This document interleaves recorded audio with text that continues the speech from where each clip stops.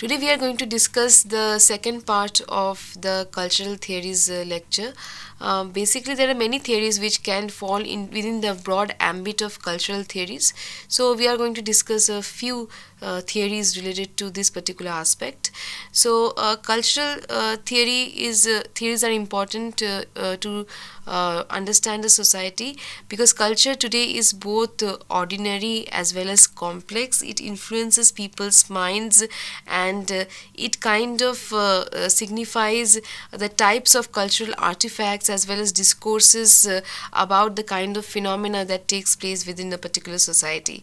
So cultural texts always have some kind of social meanings associated with it, and people actually derive their own understanding, their own meanings associated with the cultural texts which are presented by the mass media, which are presented by the different kinds of different kinds of equipments available in the market. So culture can also embody some specific kind of political discourses. Political discourses are something which is associated with the field of culture, and that's why it makes it much more important to study culture in a particular aspect, and especially media, which is associated with culture to a large extent. Now, theory basically comes from the Greek word theoria, and it signifies a kind of perspective and vision which centers upon specific topics, processes, and attributes, as a theory of the like this theory of a state which focuses on how the government works. So, cultural theories are modes of explanation and interpretation that construct connections and illuminate socio-cultural practices and structures, thus helping us to understand and make sense of our everyday life, basically. So it helps you to understand your everyday life in an easier manner. So moving on, we will first deal with the politics of representation, which is a very important part of cultural theories. So the politics of representation, basically the term derives its aspect from a humanities based textual approach. Now, all cultural representations are political, and this is one of the major themes of media and cultural theory over the past few decades. And earlier mass communication approaches to media content, actually they range from descriptive content analysis to quantitative analysis of references, figures of or images of immediate text.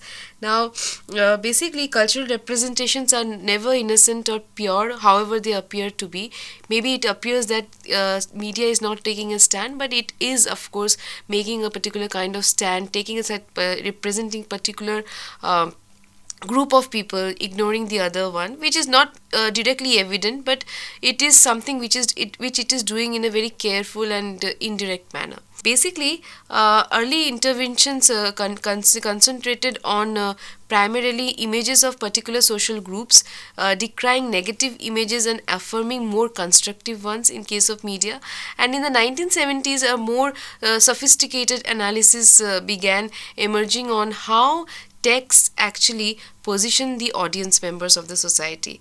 And in the beginning, the narratives of media culture were scrutinized to understand how certain and especially the socially dominant forces were represented more affirmatively than the subordinate groups of the society. And there was a search for narratives and representations that more positively represented social types that had been excluded or negatively presented in mainstream culture.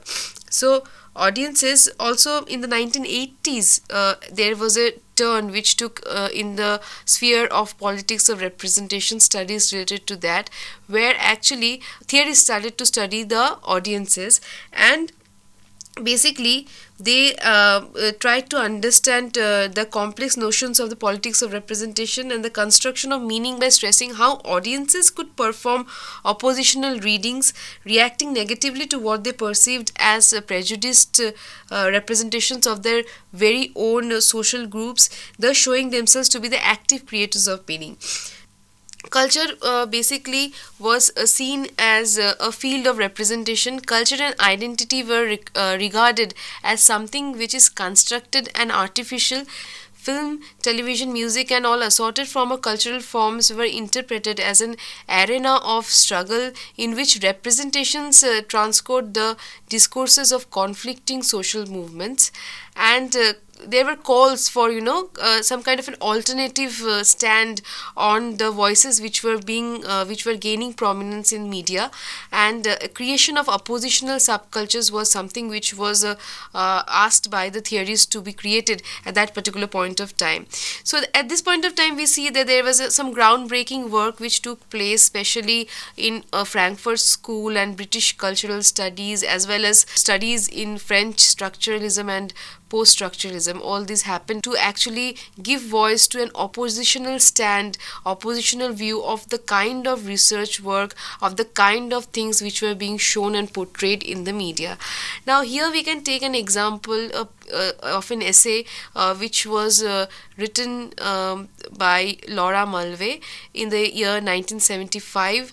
The name of the essay is Visual Culture and Narrative Cinema, and she looked into the relationship between the viewer or the viewing subject and the cinematic text, and she put forward her idea about how the cinematic apparatus legitimates and perpetuates a kind of patriarchal order in which the object of the look is female and the subject of the look, the active looker, is basically male. So this particular essay is very important because Mulvey provides a kind of feminist inflection as the viewer's look is construed in her analysis as male. So later on, this particular essay has given rise to other kinds of thoughts and theories and thinking related to this particular aspect put forward by Laura Mulvey. It has been criticized, and it had but the discussions have surrounded this particular kind of understanding which she has put forward. Postmodern turn which took place in the cultural theory, and the notion of postmodern basically implies a fundamental rupture in culture and history. A postmodern turn in culture and society would correspond to an emergent stage of global capitalism. Postmodernism is something which is which talks about the important changes in economy, society, culture, the arts, and our everyday life, which require new kinds of theories, ways of perceiving the world, ways of looking into the practice in which the society goes through. So what we see is that the postmodern theories basically always attempt to engage novel and original contemporary conditions of the society. Mainly, at the onset, it will be easier for us if we kind of distinguish between modernity and postmodernity a bit as epochs or stages of history. Modernism and postmodernism as developments within art, and modern and postmodern theory as opposed to the modes of theoretical discourse and intellectual orientations towards the world. The emergent stage of global capitalism is something which is characterized by new technologies, computer, internet, information technology as such, the proliferation of novel forms of politics, society. Everything is something which is associated with this postmodern concept. Basically, the postmodern theorists they don't identify themselves as postmodern, but their theories have totally considered by some people as being something which represents a kind of postmodern outlook. So we can talk about theorists like Jean Baudrillard, Jean-François Lyotard, Frederick Jameson, Angela McRobbie, Mark Poster. All are considered to be postmodern theorists, though they themselves don't claim themselves to be postmodernist as such. So it is a very kind of difficult term, postmodern. So we have to understand it carefully. Now we will look into what French theorist Jean Baudrillard in his theorization of the postmodern history mainly said about the kind of postmodern society we are living in. So French theorists basically tried to theorize a postmodern break in history, and his conception is related to that of simulations and simulacra, and he talks about the marker of modernism being production and marker of postmodernism being simulation. By that that basically what he means is that the relationship implicit in the modernist idea of the original and the copy becomes something which is transposed and disrupted in a postmodern era where reference and signifiers are no longer logically linked to each other. The society of simulacra is something which is hyperreal, and he has given an example of the Disneyland while talking about it. When you go there, you kind of are in a world where everything appears to be real, but there is no reality associated with it. But you kind of enjoy that. So there is something which is appears to be real, which is not real, but there is no original to that. That's what basically he talked about. So we will quickly move on to another theorist, Frederick Jameson, who, in contrast, in his famous article named Postmodernism or the Cultural Logic of Late Capitalism, he also talked about the glitzy surfaces or the kind of magazine covers or kind of things which are projected by the society actually creates a kind of spectacle. And he identifies a fact called the waning of effect. The effect is something which kind of wanes away in this kind of a scenario. That is what he talks about. So there is the emergence of new kind of flatness, of depthlessness, a new kind of superficiality in the most literal sense of the term, perhaps the supreme formal feature of all the postmodernist society. So for Baudrillard and Jameson, both of them, what we see is that what basically we see is that one version involves an appropriation of the collapse of high into low culture, of depth onto surface, and the audience into the text, such that distinctions within media culture and the text, audiences, and context are increasingly difficult to make. In its more extreme versions, the postmodern turn in cultural studies excludes the very possibility of the progressive or critical encoding or decoding of cultural texts or production of alternative cultures. That's what basically what we see. The postmodern turn has generated a great variety and diversity of novel forms of cultural studies and approaches to the study of media and culture. Also, postmodern theories kind of erase the economic, political, and social dimensions of cultural production and reception and engage in a type of cultural and technological determinism as such. That's what postmodernism actually does. So we, on the whole, we can argue that we are in a novel cultural space between the modern and the postmodern, with highly complex conflicts between emergent and previous forms of culture, technology, and subjectivity. Now, moving on to understanding globalization, which is one more aspect of cultural theories. Globalization, as you all know, is something which breaks borders actually. So the world is increasingly marked by transnational cross currents and flows mainly. So globalization is something which is identified with new forms of imperialism, while others equate it with the modernization and the proliferation of innovative products, cultural forms, and identities.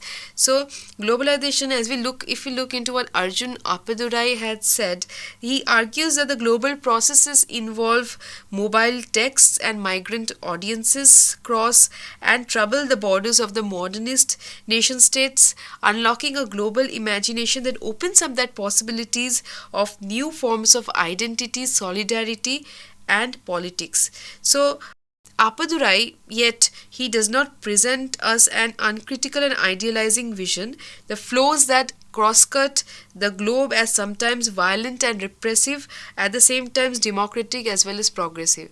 The globalization is connected basically with scientific and technological economic revolution, which involves the advent of emergent forms of labor, politics, culture, and everyday life. So there are global forces which are creating novel modes of cultural homogenization and proliferating the cultural differences and hybridities. Though it appears to be that the world is linked together, there is a kind of linkage, but the power is in the hands of some few transnational corporations, transnational organizations, basically. So, global processes are producing proliferating transnational institutions and forces while challenging the state to strengthen its authority and regulatory powers. And as globalization comes ever more to the forefront, the importance of the local is something which needs to be highlighted and dramatized. So, Today's world is organized by accelerating globalization, which is strengthening the dominance of a world capitalist economic system, supplanting the primacy of the nation state by transnational corporations, as I already said. So, what we see is that cultural theories of globalization define the emergent global economy and culture as network society. So, there is a kind of network society which is the result of globalization, which is the result of the advent of new media where the world is connected. So there is a the scope where actually social organizations and movements are also done through this kind of networked society. But what we see is that in globalization we need to and understand it understand globalization not only in the context of the way in which the Western culture is dominating, or how there is a cultural imperialism basically in the eastern countries, or the global north is dominating us. That is not the thing which we should only look into, but there is the dominance of the local culture, the culture which is prominent and prominent in that particular countries. For example, like if here in India mainly, there is this North Indian Hindi culture, which actually is something which is shown in the movies, the mass media, and which dominates the basic crux of the society. So that is the culture which dominates India as such. So similarly, there are other things in other societies also. We can take the example of Douglas Kellner and Richard Kahn, who identify the uses of the internet in creating a kind of alternative public spheres that foster political activism and progressive emancipatory associations formed through the use of blogs or virtual networking sites. So it is best basically to understand globalization as an extremely complex and ambiguous phenomenon that kinds of is exciting and progressive at a particular moment, and also it is it kind of brings some puts some people to the forefront, while does not pay attention to certain other groups, like for example, there has been talks about the ways in which there is this unequal flow of communication. Basically, the developed countries are the ones whose information news items are something which are accepted more by the underdeveloped countries or the developing countries. So this is one of the aspect which can be stressed while we talk about the negative aspects of globalization. But on the other hand, it's also true that it is opened up the markets and created a space for different individuals to talk among themselves, to exchange their products, and not only sell it but also exchange it or show their products, basically mainly to the presence of virtual networks, especially internet and other new media outlets, so social networking sites as such. So basically what we see is that in fact it is best to see globalization as an extremely complex and ambiguous phenomenon that contains both exciting and progressive forms like internet, novel terrains of cyberculture, and emergent economic and political actors and groups in the world economy, and combined with the growth and growing strength of transnational institutions, intensified competition at the global level, heightened exploitation, corporate downsizing, and also some greater levels of unemployment, economic inequality, insecurity, and of course the potent threat nowadays, which is terrorism. So globalization is something which is always, kind of proliferating new forms of media and culture. In addition, there are also global forces which are creating novel modes of cultural homogenization and proliferating cultural differences and hybridities. On the other hand, it is advancing the interests of some countries, and mainly, as I said, the transnational corporations as such, as well as providing openings for new economic forms and players as well. So, global processes are producing proliferating transnational institutions and forces, and and also challenging, on the other hand, the state to strengthen its authority and also to strengthen its regulatory powers. And globalization comes more to the forefront because of the importance of the local which is associated with it, and the local is something which is highlighted and dramatized. And this kind of network society, the concept which has been put forward by many theorists, and I remember the name of Manuel Castells, who has talked immensively about network society and how within a particular society, a globalized society, the local also forms an important part of the global, and how local interacts with the global. This is something which is very important part of the globalization process which needs to be considered. So there has been, different theorists who have called this universalization and this homogenization which has been brought by globalization mainly. And people have called it, theorists have called it the clash of the civilizations.